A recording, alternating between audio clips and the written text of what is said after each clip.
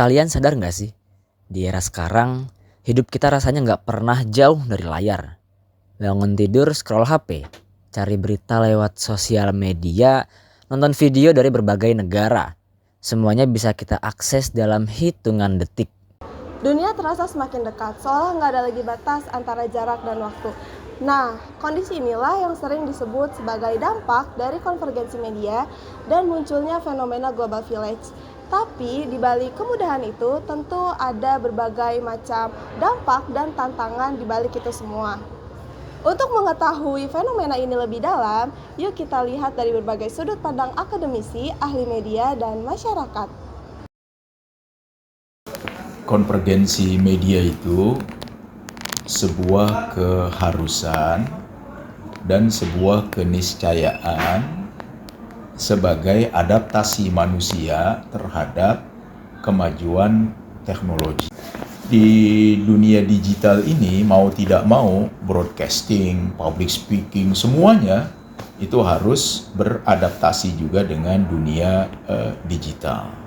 Termasuk juga tadi ya konvergensi media penyiaran misalnya. Kenapa? Karena jika media-media ini tidak melakukan konvergensi, ya dia tidak beradaptasi, maka dia pasti akan digilas oleh kemajuan, pasti akan ditinggalkan oleh kemodernan.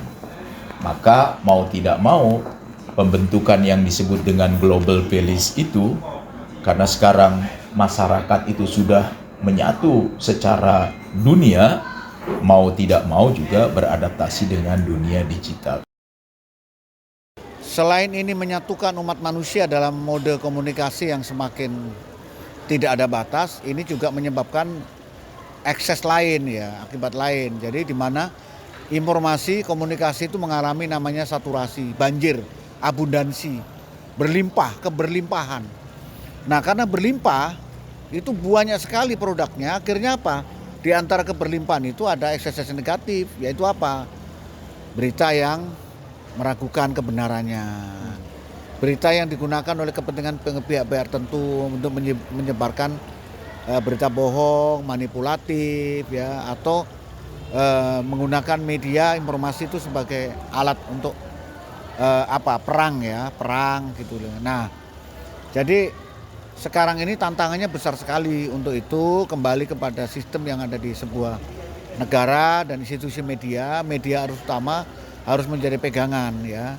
Masyarakat boleh saja memanfaatkan kemajuan teknologi digital untuk mendapatkan informasi yang murah, cepat, tapi diiringi oleh kewaspadaan, kehati-hatian, kesadaran bahwa tidak semua konten itu mengandung kebenaran, mengandung manfaat, ya, gitu, mengandung nilai-nilai yang benar. Jadi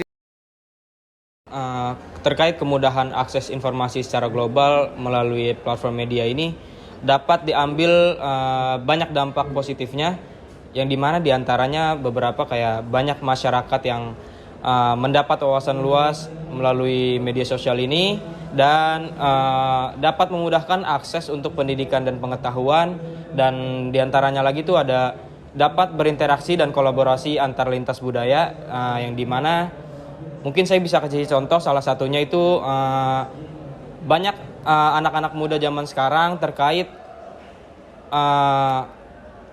semakin naiknya teknologi ini, anak-anak muda ini dapat mengakses semuanya melalui sosial media. Justru di yang biasanya zaman dulu itu di TV-TV kita dapat mencari informasi di TV, tapi sekarang justru mayoritas masyarakat dapat mencari informasi itu melalui sosial media. Dan ditambah lagi sekarang seiring berkembangnya zaman ada AI juga yang dapat memudahkan kita untuk menggali informasi apapun yang kita mau. Menurut saya di situ sih. Bau, tapi dari semua wawancara yang tadi menurut kamu gimana, Bau? Dari pembahasan tadi sih kelihatan banget kalau dunia itu semakin terkoneksi, jadi banyak peluang-peluang nih, tapi banyak juga tantangannya. Konvergensi media ini bikin informasi itu semakin cepat, yang pada akhirnya terbentuk desa-desa baru secara global. Itu yang harus kita pikirin dan kita harus lebih bijak dan kritis untuk pakai media sosial. Oh iya sih, benar sih. Tapi mau coba lihat sana dulu.